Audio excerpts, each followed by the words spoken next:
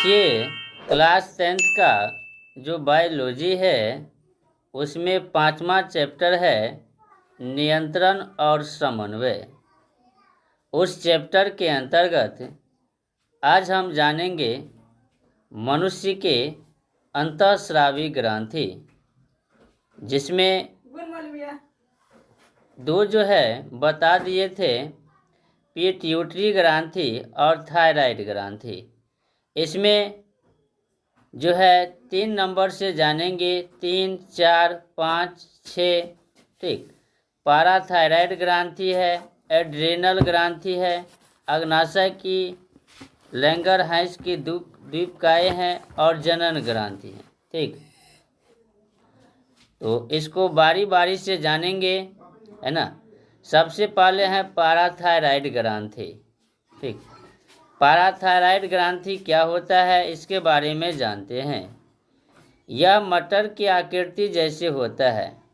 पाराथायराइड ग्रंथि मटर की जैसे दिखाई देते हैं, है ना, उस आकृति के होते हैं।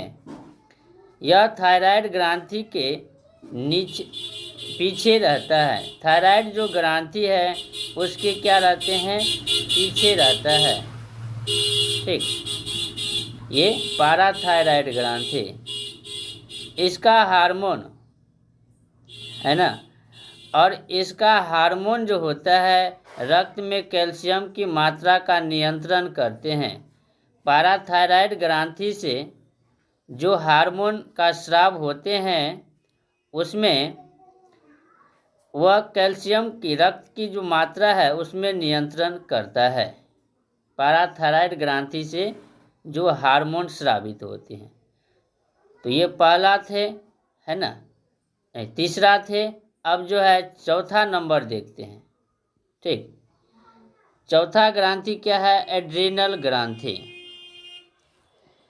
एड्रीनल ग्रंथि जो होता है यह सुप्रीनल ग्लैंड भी कहलाता है। एड्रीनल ग्रंथि का जो दूसरा नाम है उसे सुप्रीनल ग्लैंड भी कहते हैं। इसका दूसरा नाम है सुप्रीनल ग्लैंड, है ना। यह ग्रंथि प्रत्येक वृक्क के ऊपरी सिरों पर अंदर की ओर होता है। यह ग्रंथि जो होते हैं प्रत्येक वृक्क के ऊपरी सिरों पर, है ना, ऊपरी सिरों पर होता है, अंदर की ओर होते हैं। यह जल संतुलन एवं लिंग हार्मोन पर नियंत्रित करते हैं।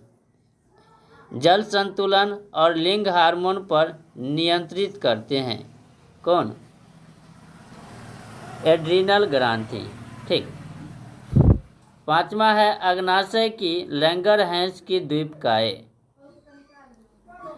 अग्नाशय की लैंगरहैंस की द्वीपकाय यह हल्के पीले रंग की ग्रंथि है। यह क्या होते हैं, हल्के पीले रंग के ग्रंथि होते हैं जो अमाशय और ड्यूओडियम के बीच होता है। अमाशय और ड्यूओडियम है उस दोनों के बीच में होता है अग्नाशय की लैंगरहैंस की द्वीपकाय। ठीक, उसके बाद यह हार्मोन रक्त में ग्लूकोज की मात्रा को नियंत्रण करता है। रक्त में जो ग्लूकोज होता है उसकी मात्रा को क्या करता है, नियंत्रित करता है। इसकी कमी से मधुमेह नामक रोग होता है। और इसकी कमी से क्या होता है, मधुमेह नामक रोग हो जाता है। ठीक, तो ये पांचवा ग्रंथि हुआ लैंगरहैंस की द्वीपकाय। चलिए, अब छठा है जनन ग्रंथि। छठा क्या है, जनन ग्रंथि है। ठीक, जनन ग्रंथि अंडाशय तथा वृषण, है ना, अंडाशय तथा वृषण है और ये जनन ग्रंथि के अंतर्गत आता है। यह अंतःस्रावी ग्रंथि है। अंडाशय के द्वारा स्रावित हार्मोन से बालिकाओं के शरीर में परिवर्तन होता है।